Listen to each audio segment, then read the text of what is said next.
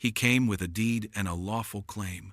But what he found inside that shack changed what he believed about ownership, love, and loss forever.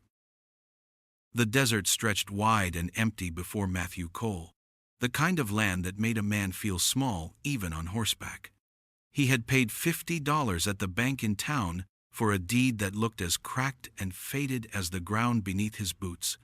$50 for a roof, a scrap of shade, and some dry grazing land. That was all he wanted. He wasn't looking for trouble, wasn't looking for company, just a place to call his own after years of drifting from one ranch job to the next. The ride out had been long, his horse weary, his canteen nearly dry. He thought the sight of a shack would bring relief, but when he came upon it, leaning like a tired man in the heat, he felt only a strange pull in his gut. The shack was smaller than he expected, built from rough planks gray with age, its roof sagging in the middle. The door was shut, not just closed, but barred from the inside. He could tell by the way it held firm when he knocked. Dust swirled in the hot wind, rattling the dry grass at his feet, and for a long moment he stood there with his hat in his hand, wondering if the place was fit for living at all. He had half a mind to tie his horse and push harder, but before he could decide, a voice came from behind the wood. "Don't try that." The voice was low, cracked but steady, like dry wood that still burned strong in the fire. The door creaked open just enough for him to see a face in shadow. An older woman stood there, her hair tied back with a strip of cloth, her shoulders thin beneath a faded dress. In her hands she held a rifle, the stock worn smooth from years of use. Matthew lifted his free hand slow, showing her he meant no harm. "Name's Cole, Matthew Cole. I bought this shack from the bank in town. $50, signed and sealed." Her eyes, dark and sharp despite the lines etched deep in her face, stayed fixed on him. "You bought a piece of paper. This shack's been mine since before that bank even knew it existed." He shifted his weight, dust crunching under his boots, feeling the heat press down heavier with each word. "They told me it was abandoned. Said the man who built it died owing more than he could pay." Her mouth tightened, the rifle not wavering. "He did, and I'm what's left. You think a bank clerk knows what it costs to keep children alive out here, or what it costs to bury them? This shack isn't empty, mister. It's all I got." Matthew felt something twist in his chest, an old ache he thought he'd left behind, when he stopped counting graves on the trail. He looked past her into the dim room, catching the faint shapes of chairs, a stove, and the thin outline of a cross carved into the wall. Not abandoned at all, a place still breathing, no matter how broken. He lowered his hand, his voice softer. "Then it seems we've both been sold a lie." For a long moment they stood in silence, the wind whispering through the dry grass, the desert holding its breath. She didn't step back, and he didn't press forward.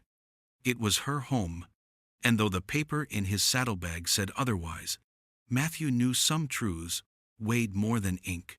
Matthew stood in the hard light of morning, the paper deed folded in his pocket, the woman still framed in the doorway with the rifle steady against her shoulder. He spoke slow, his voice even, because he had no wish to start trouble where none was needed. He told her how he had gone into the bank in town, how the clerk had spread the paper before him, how he counted out the $50 he had saved from breaking horses and hauling freight. He said it plain, fair, and square, that the shack and the land around it were now his. The woman listened, her face still as stone, only her eyes shifting like coals under ash. When he finished, she said the words, sharp as a knife, that the bank had no right, that her husband had built these walls with his own hands, and that even if the roof sagged and the boards leaned, it was still her home. Matthew's jaw tightened, but he held his ground. He asked her name, and after a pause she said it, Esther, like it was a word she had not spoken in a long time. She told him her husband had gone into the ground 2 winters back, not from age but from drink, leaving debts the bank vultures were quick to claim. She said she buried 2 children in the dry soil behind the shack, marked with wooden crosses that leaned like tired men. The others she had sent away to kin, scattered across the land, but she herself had stayed. Not because the shack was strong or safe, but because it was the last place her children had laughed, the last place her husband had swung a hammer before the bottle claimed him. She said leaving would be like tearing the roots from her own chest. The desert wind pressed against them, carrying grit and heat, and Matthew felt the weight of her words, though he did not show it. He thought of arguing, of reminding her the law was on his side, but the sight of her thin shoulders and the way her hands did not shake on the rifle made him pause. He was not a cruel man, not one to push a widow into the dust for the sake of paper. He pulled his saddle from his horse and set it down in the dirt, a quiet sign that he would not storm the door. Esther lowered the rifle a fraction, suspicion still in her eyes, but something else flickered there too, a weary kind of relief that he had not forced her hand. Matthew sat on the ground beside his saddle, pulled out a strip of jerky, and chewed slow while the sun baked the earth around them. The shack behind her looked ready to fall, the land around them dry and stubborn, but Matthew felt a strange sense that both woman and shack still held firm. He knew then this would not be a fight won by deeds or banks, but by the living weight of two lives refusing to yield. The sun dropped fast behind the desert ridge, leaving the land painted in blue shadows and a cold that sank sharper than the heat of the day. Matthew pulled his coat tight around his shoulders and sat with his back against his saddle, the crackle of his small fire barely holding back the bite of the night air. His horse shifted nearby, stamping once, then settling into the silence that wrapped around the shack like a second skin. He had thought maybe the woman inside would order him off before dark, but no words had come after she closed the door. He waited, patient as stone, because he had nowhere else to be and nothing to lose but pride. The hours stretched long. Coyotes called from the far hills, their cries carrying across the empty ground, but still the shack stayed quiet, the doorway closed tight. Matthew leaned his head back against the saddle, staring up at the stars, thinking on the $50 that now felt more like a weight than a bargain. He dozed in fits, his body waking at each rustle of wind or crack of branch. Then, sometime deep into the night, he heard the scrape of wood against wood, the slow creak of a door opened not in anger, but with care. Esther stepped into the night, with a shawl around her shoulders, her figure small against the wide dark. In her hands she carried a plate with a crust of bread no bigger than a fist, and a tin cup filled with water drawn from some hidden place. She walked slow to where he sat, and held them out without a word. Matthew rose to his feet, surprised, and took them with a nod, but she had already turned to go back inside. He followed her steps with his eyes until she stopped at the doorway. Then, maybe out of habit, or maybe out of something softer, she turned and lowered herself onto the step. Matthew sat back down too, the plate balanced on his knee, the bread rough and dry, but tasting better than anything he had eaten in weeks. The water was cool, clean, and it washed the dust from his throat.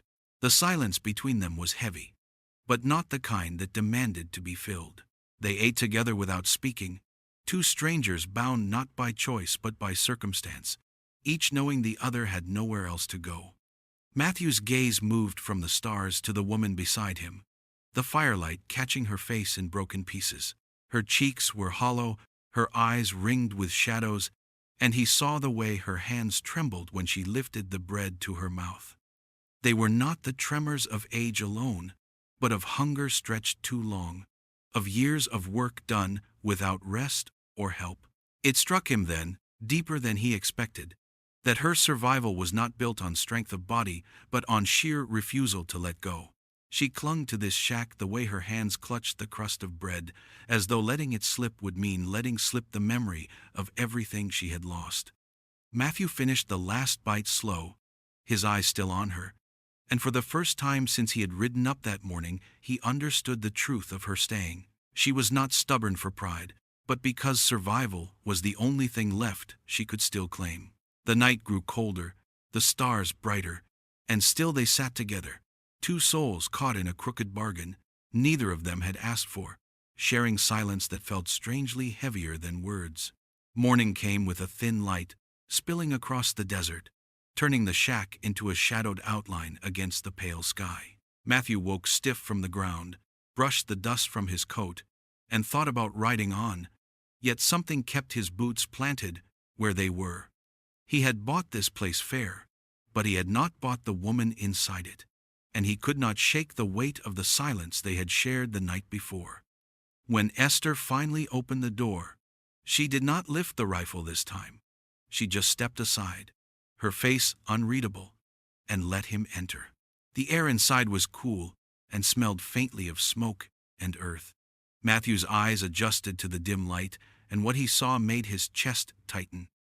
The room was small, one table in the center, a stove in the corner with soot, black edges, and two chairs worn smooth by years of use. Against the far wall, a shelf held a row of chipped cups and a single plate.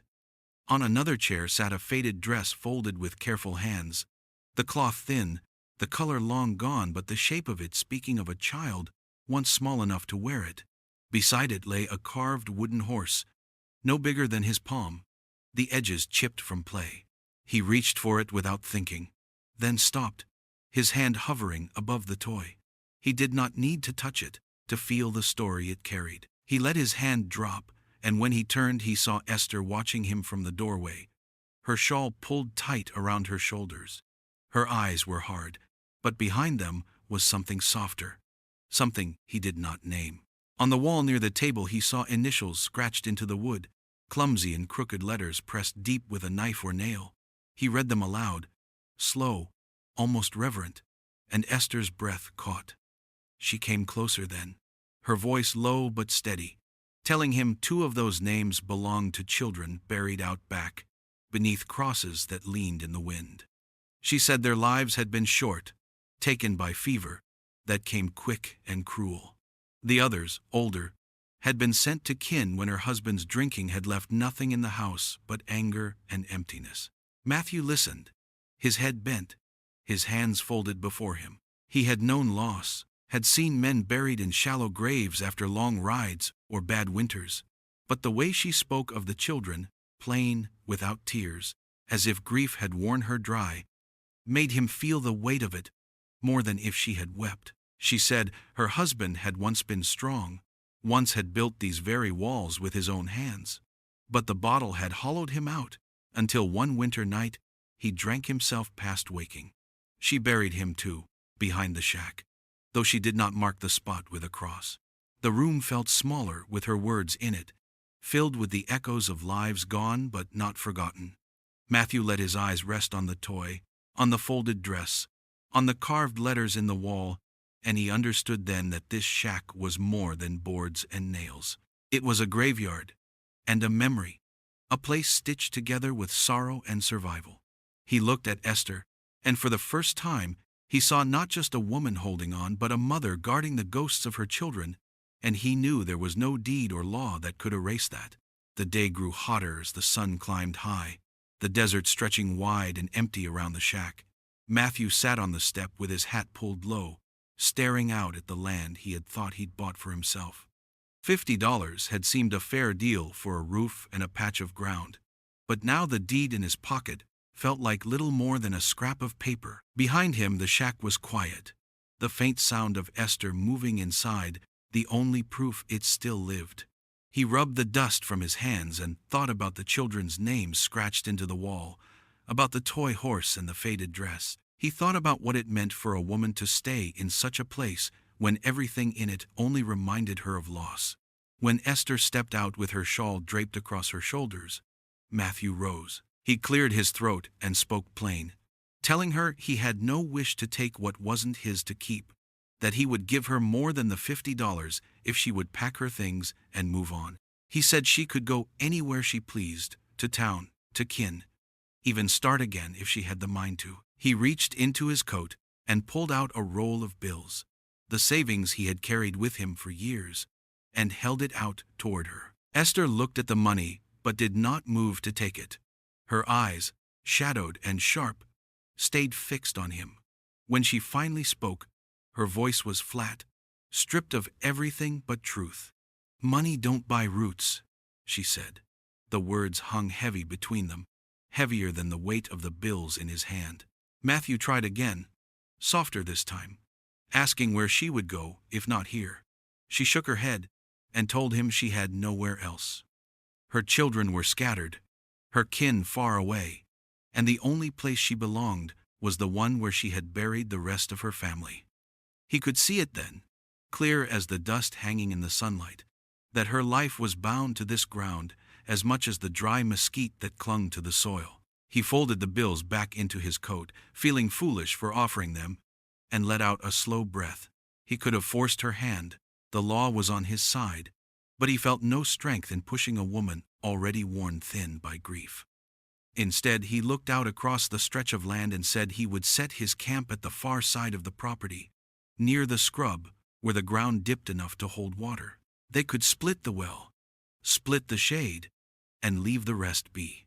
Esther studied him for a long moment, as if testing whether his words carried weight or were just another man's way of buying peace. At last she nodded, the smallest tilt of her head, and turned back toward the shack. Matthew watched her go, then lifted his saddle to his shoulder and began the walk toward the far side of the land. The sun burned hot on his neck, the desert wide and merciless. But he felt lighter somehow, as if by choosing not to take the shack from her, he had claimed something greater than a roof. He had claimed a kind of respect, unspoken but real, between two souls too stubborn to let go of the ground that held them. The evening sky burned red as the sun sank low, the desert stretching endless and silent, except for the hiss of wind through dry grass. Matthew had just finished checking his horse when he caught sight of movement along the far ridge. At first it was only dust, a faint smear rising against the light. But then he saw riders taking shape, dark outlines drifting toward the shack, like shadows set loose. His stomach tightened, for he knew the kind of men who traveled in loose packs at dusk, their rifles slung low, their horses restless, raiders searching for weakness, sniffing out fear the way wolves did. He grabbed his rifle from the saddle and mounted up, nudging his horse forward across the scrub. He kept low, moving steady, not quick enough to draw eyes, but close enough to put himself between the ridge and the shack. As he rode, he glanced back once and saw Esther in the doorway, her shawl clutched around her shoulders, the rifle she always kept near, now resting in her hands. She did not run or hide. She simply stood there, small but solid, her body braced against the doorframe as though she was part of the wood itself. Matthew slowed his horse, pulling up near a patch of mesquite.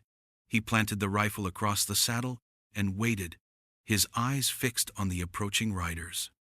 They were still a distance off, their voices carrying faint in the dry air, their laughter sharp, ugly, the sound of men with no law to bind them. He shifted his grip on the rifle, ready if they came closer, ready if they turned toward the shack. His heartbeat thudded slow but heavy, each breath measured against the tightening dusk. The riders drew nearer, 5 of them, their horses tossing heads as they scanned the land. One lifted an arm, pointing toward the shack, and Matthew's hand clenched around the stock of the rifle. But he did not fire. He let them see him, one lone man waiting, no fear in his posture. He glanced once more at the shack and saw Esther still standing guard, her figure outlined by the last light of the sun, shawl pulled tight, rifle steady.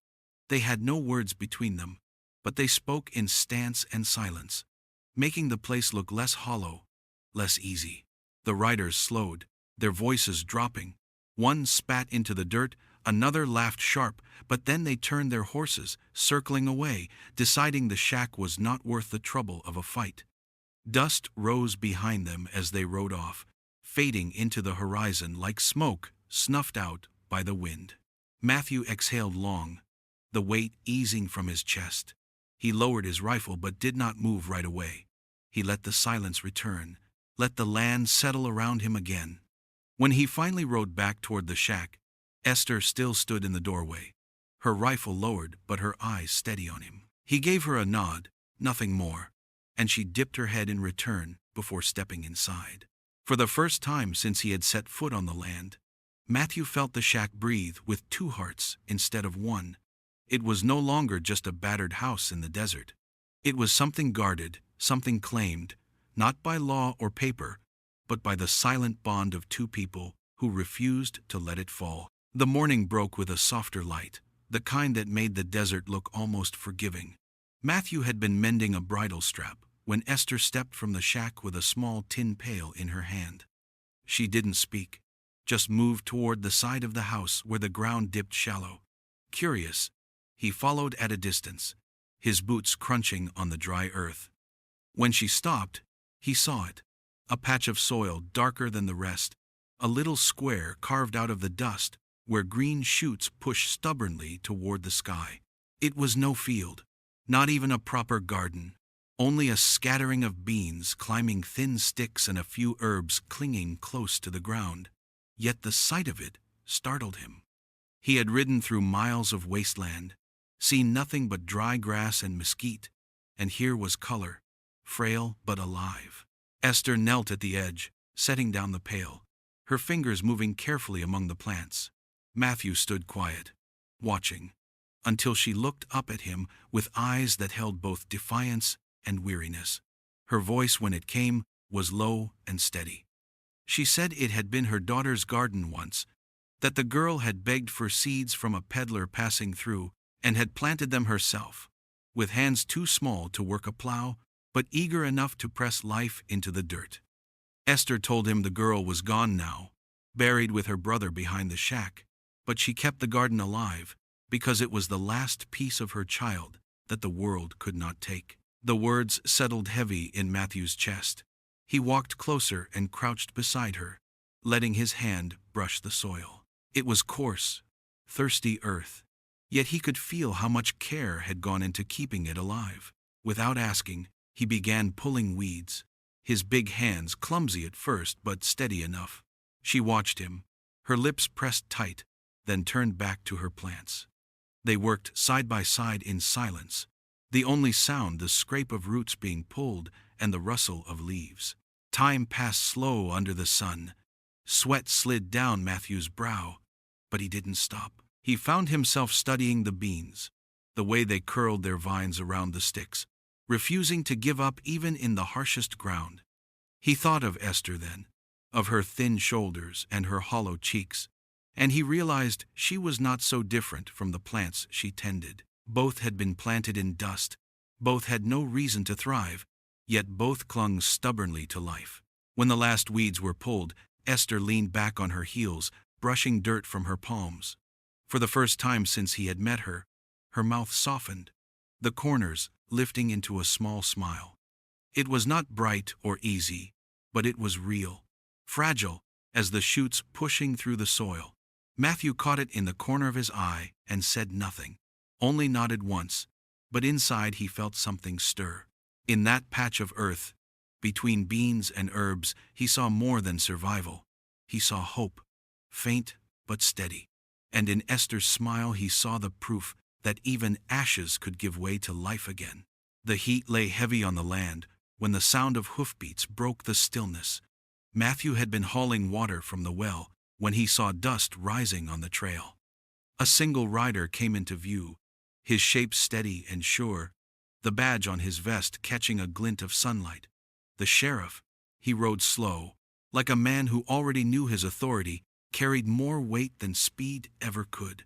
Matthew set the bucket down and wiped his hands on his trousers, watching as the lawman pulled up near the shack. The sheriff was broad across the chest, his mustache thick and gray, his eyes sharp with the kind of weariness that came from long years of dealing with other people's troubles. He reached into his coat and pulled out a folded paper, holding it up between two fingers. "Got word you've taken up on land bought from the bank," he said. His voice was flat, without judgment, but hard enough to remind a man that law did not bend. Matthew nodded once. "That's right. Paid $50. Got the deed signed proper." The sheriff dismounted, boots kicking dust, and glanced toward the shack. Esther stood in the doorway, her shawl drawn close, her face set but her eyes lowered. The lawman turned the paper in his hand and said, then you know what that means. She's trespassing. You got the right to have her gone." His gaze slid back to Esther, and for a moment, she looked small against the weathered boards, her hands tightening on the edge of the doorframe. Matthew felt the weight of the moment pressing down like the sun overhead. He could say yes, let the law sweep her aside, and the shack would be his without question. Yet the thought turned his stomach.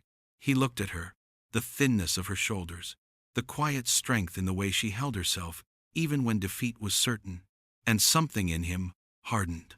He stepped closer to the sheriff, his boots steady in the dust. "She's not leaving," he said, his voice low but unshaken. "This land's mine now, and she stays on it, same as me." The sheriff raised a brow. "That ain't how the law works, Cole." Matthew met his gaze, holding it without flinching. "Maybe not, but it's how it'll be. I bought this ground, and what's on it is mine to keep. She's not a trespasser. She's part of it." For a long moment, the air was tight between them, the sheriff measuring him, the weight of the badge against the weight of a man's will. Finally, the lawman gave a short grunt, half irritation, half respect. He stuffed the paper back into his coat. "Your choice, Cole. Don't say I didn't warn you." He swung into his saddle and turned his horse, riding back the way he had come. Matthew stood there watching the dust trail fade, the sound of hooves vanishing into silence. When he turned back, Esther was still in the doorway, staring at him with wide eyes. Her lips parted as though she meant to speak, but no words came. Instead, she looked at him like a woman who had expected to be abandoned and found herself defended instead. Matthew gave her a small nod, nothing more, before bending to pick up the bucket he had set down. But inside, he felt the weight shift, as though by standing between her and the law he had chosen, not just her survival, but something of his own. The night was still, the kind of stillness that pressed down on a man's shoulders and made every sound feel sharper. The coyotes had quieted, the wind had fallen away, and the stars spread wide across the sky like scattered embers. Matthew sat near the small fire he had built between the shack and the well, the flames low and steady, his rifle resting against his knee, though no threat lingered nearby. Esther came out of the shack with her shawl drawn tight, her step slow, her face pale in the firelight. She lowered herself onto the ground across from him, her hands folded in her lap, her gaze not on him, but on the flames.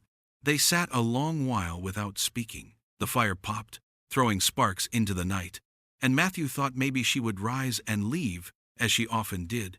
But then she drew a slow breath, her voice thin at first. She said she remembered the day her youngest fell ill, a boy no more than 5, with hair the color of wheat and a laugh that carried through the dry air like music. The fever came sudden, hot and merciless, stealing his strength by the hour. She told how she had pressed a cool cloth to his head, prayed over him, begged him to hold on, but the sickness burned him through before the week was done. Her eyes stayed fixed on the fire as she spoke, the light making the lines on her face deeper, her shadow stretching long behind her. She said her husband had been drunk that day, slumped against the wall, too lost to the bottle to hear his son's cries or his wife's pleas. When the boy's breathing stilled, she carried his small body out back, the weight of him lighter than it should have been, and set him down near the mesquite tree. She said she took a spade and dug through the hard earth until her hands bled, until her arms gave out, but she kept digging because there was no one else. Her voice cracked only once, a sharp break like a twig underfoot, before hardening again. She told Matthew she lowered her son into the ground herself, placed his favorite carved horse beside him, and covered him with soil while the sun beat down and her husband lay useless inside. She did not cry, she said. Not then. The tears had dried out of her long before. She finished the grave, marked it with a wooden cross, and stood there until the stars came out, her body hollow, her heart still burning. Matthew listened, his jaw tight, the firelight catching in his eyes. He felt his chest tighten with a grief that was not his, a grief heavy and raw, but one that pressed itself into him all the same. He saw the thin woman before him, the strength it took to do what she had done, and it humbled him in a way words could not touch. He wanted to speak, to say something to ease the weight, but no words came. So he stayed silent, letting her story settle between them like another shadow. For the first time since he had stepped onto her land, he understood the depth of her burden. It was not just sorrow she carried, it was the memory of digging earth with her own hands while the world turned away. And as the fire burned low, Matthew knew he would never forget it, because now her grief had become his too.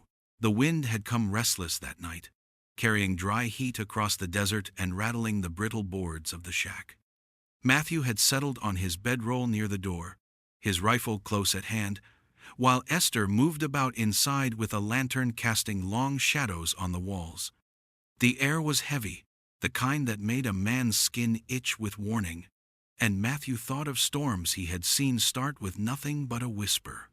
He closed his eyes for a moment, then heard it. The sharp clatter of glass tipping, the sudden rush of flame leaping where oil spilled across the floorboards. He sprang up, the smell of smoke already filling his lungs, and saw Esther trying to stamp at the fire with her shawl. The flames only climbed higher, licking at the wall, racing fast up the brittle wood that had baked for years in the desert sun. Matthew grabbed the water bucket by the door and hurled it onto the blaze, the hiss of steam rising sharp, but the fire spread too quick, too hungry. Esther's eyes flashed wide in the lantern's glow, her face streaked with fear but not panic. She was already moving, her hands pulling at the burning boards, tossing them out the door into the dust. Matthew joined her, shoulder to shoulder, yanking down planks, coughing as smoke clawed at his throat. Each board came free with a groan, sparks scattering around them like angry wasps. They moved without speaking, their bodies working in rhythm, hauling water from the well, tearing away what they could not save, stamping out the embers that fell near the garden patch, the night filled with the crack of splitting wood and the roar of fire fighting to live. At one point the roof caught, flames curling along the edge, and Matthew climbed onto the low beam, beating at it with his coat until the fabric blackened and his arms ached. Below him Esther dragged more water, her thin frame braced against the bucket's weight, her face set with a fury that belonged to a woman who had lost too much already. He thought then of her boy buried behind the shack, of her daughter's garden still growing against the odds, and he knew she would burn her hands to ash before letting the fire take the last walls her children had touched. Hours seemed to stretch inside minutes, but at last the flames weakened, beaten back by their stubbornness. The shack stood scorched, the boards blackened, smoke curling in the night air, but it still stood. Matthew leaned against the doorway, his chest heaving, his skin streaked with soot. Esther sank onto the step, her shawl half burned, her face smeared with ash and wet from tears she had not meant to shed.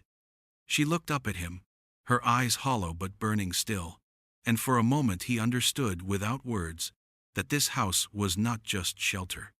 It was memory, it was grief, it was love, carved into wood and dust, and she would rather die fighting than let it be taken.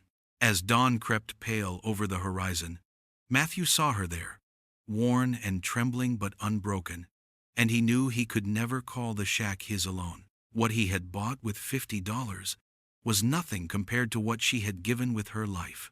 The desert gave little, but it gave enough if a person stayed stubborn. When the fire scars faded and the smell of smoke left the boards, Matthew and Esther set to work. The days turned long and slow, the sun punishing by noon and the nights cold enough to make their hands stiff, but plank by plank the shack began to rise from ruin. Matthew cut timber where he could find it, hauling beams from the canyon edge, setting them into place with nails pulled from the blackened scraps.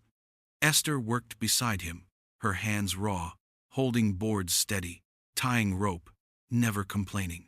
When the roof was patched with new wood, it no longer sagged like a tired man's back. When the garden widened, with rows of beans straight and herbs sprouting stronger than before, the ground no longer looked like a graveyard, but a place where life might cling. Seasons shifted. The wind carried the bite of winter, then softened into spring, then burned with summer heat. Through each turn of weather, Matthew stayed on the land. His cattle brought closer, so he could watch both herd and shack. He built a small corral near the edge of the property, the sound of hooves filling the once empty ground.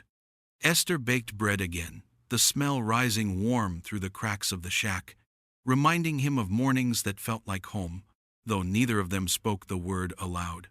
She mended clothes, set water on the stove, and kept the fire alive, while he mended fences and rode the ridges to chase off strays. Neighbors noticed. Ranchers passing on the trail slowed their horses to stare, whispering about the widow still living on land that wasn't hers, and the man who had bought it fair but didn't send her away. They called it strange, some called it foolish, a rancher tied down to a shack and a woman half-worn to dust. But Matthew never answered their talk. When he passed through town for supplies, he met their questions with silence, tipping his hat and walking on. He wasn't a man who wasted words on those who hadn't earned them.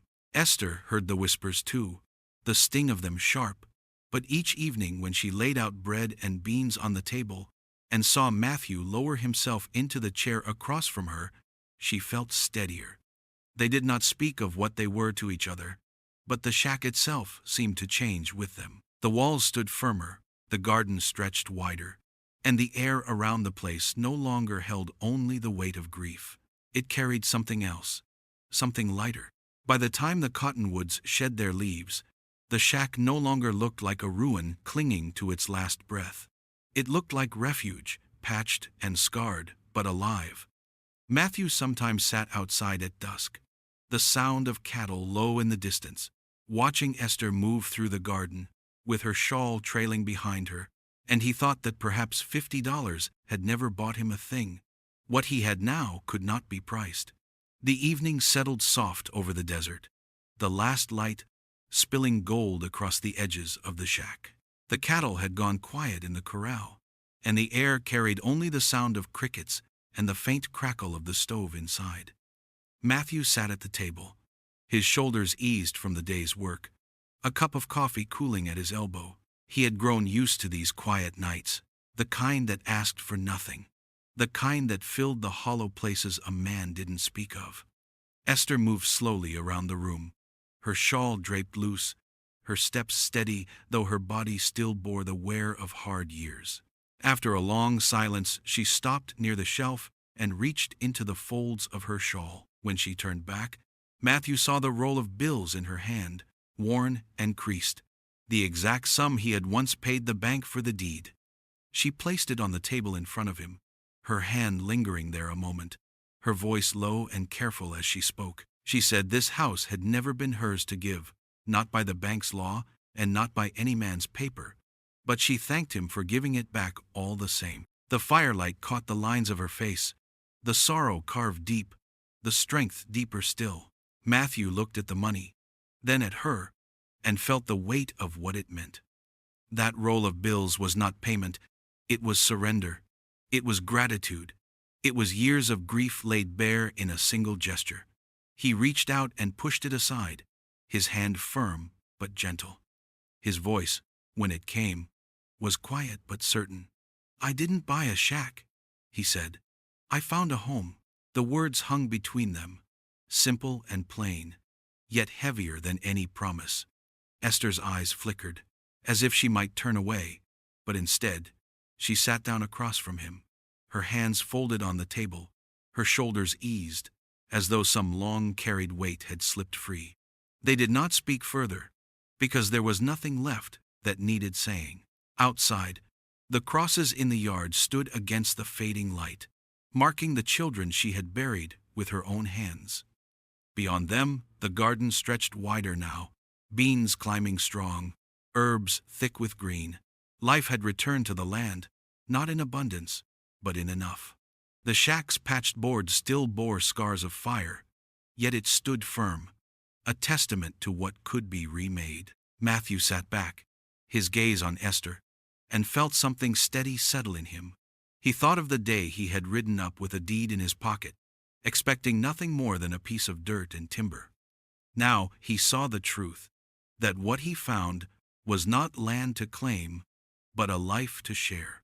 Under the wide desert sky, they sat together, the night deepening around them, no longer owner and tenant, no longer buyer and sold, but something harder to define and truer to hold. They were two people who had lost much, who had been left behind by law and by kin, yet had built from the ashes a family of their own. If this story left its mark on you, subscribe, like, and saddle up for more videos.